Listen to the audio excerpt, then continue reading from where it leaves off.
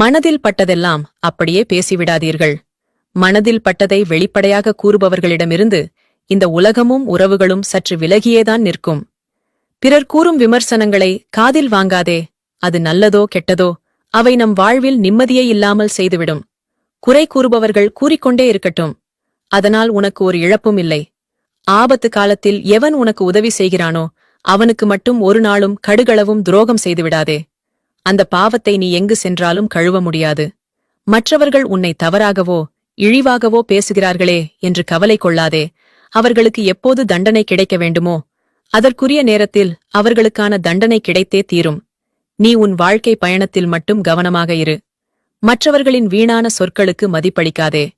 உங்கள் வாழ்க்கை எப்போதும் உங்களின் எண்ணப்படியேதான் நடந்து கொண்டிருக்கிறது. அதனால் உங்கள் எண்ணங்களை எப்போதும் தூய்மையாக வைத்திருங்கள். எதையுமே யோசிக்காமல் சில நேரங்களில் கோபப்படுவது உரிமை